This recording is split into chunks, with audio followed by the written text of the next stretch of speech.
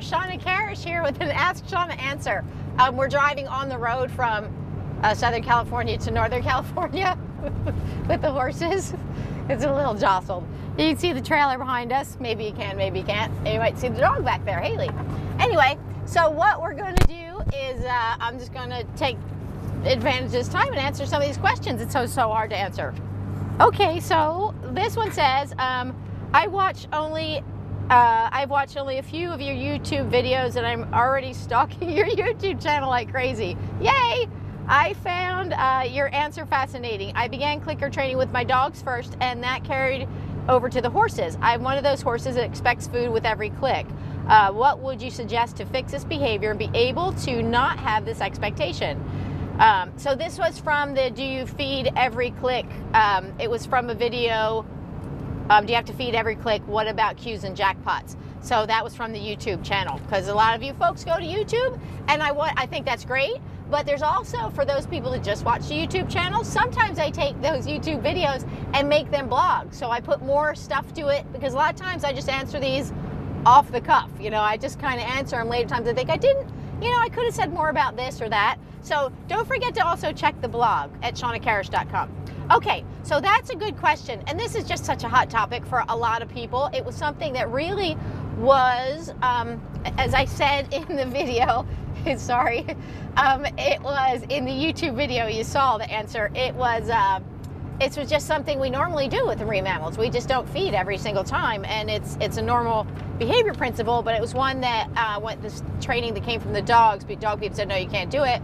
But I found with the horses, it does tend to create a sense of entitlement from what I've seen a lot of times, and it shifts the relationship from our relationship to a relationship based on food, because what we believe is what we get. So, you know, the more we kind of can use the variable schedules of reinforcement and use those secondary reinforcers, yay.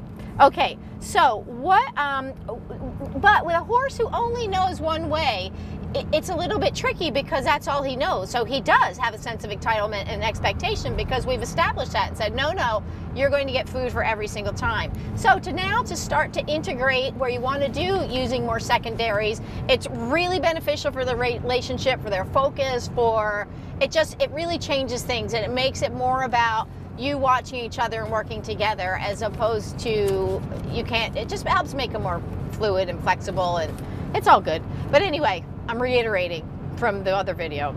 So what I would do is start with the smallest little thing though. You want to start with the behavior that he's good at, and then I would follow it up so it has a strong reinforcement history, knows what he's doing, but I would follow it up with another, use something else that he likes, like maybe scratch him on the withers, something that you know your horse likes. Use that immediately, like a scratch on the withers or something that he might like, and then I would, I laugh every time we go over bridges and things. But anyway, so then what I would do is back that up. When he accepts, I would do that, scratch the withers, then click and reinforce that.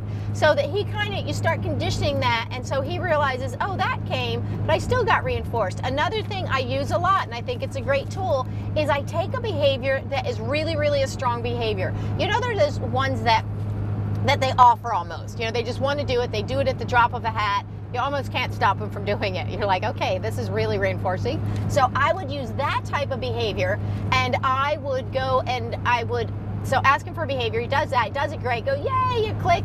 And I would give him the signal for that behavior that he really likes, and he does quite readily.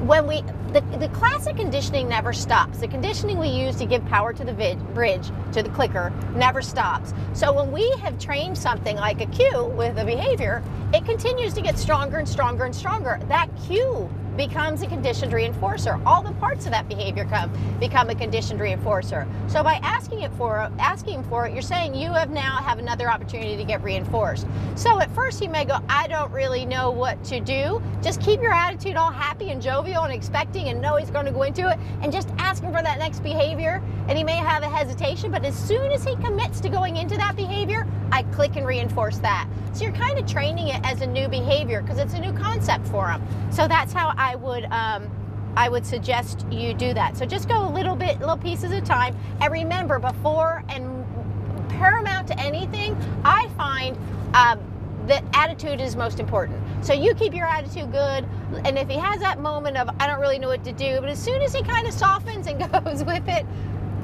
that's when I'd bridge and reinforce. So he'll get the idea pretty quickly, and what you're going to find is you're actually going to get a better relationship. One of the things that really can shut down behavior more than just about anything else, but over the long term, is real predictability. So by feeding every single time, it has a tendency, or doing the same thing every single time, you have a tendency, it'll peak at first, and then it has a tendency to kind of decrease somewhat. So by mixing it up and putting different things in there, you keep the attitude sharp and bright and happy and fun. And I find that when they get on their toes like that and they don't know what to expect, you actually get them, they seem to be more interested. Anyway, so I hope that answered your questions. That's from Mutts and Mustangs. Anyway, so I hope that answered your questions. If you have more questions, please don't hesitate to get back to me. I know that some of these questions I'm answering, this little lot here, they're from back like at the end of April and the beginning of May. Or even the beginning of April, some of them. So I've been a little remiss, so I'm getting to them all. Anyway, so I hope that answered it. If anybody else has any questions, please don't hesitate to go to AskShawna.com or ShawnaKarrasch.com. All right, until next time, enjoy getting your horses on target. Bye.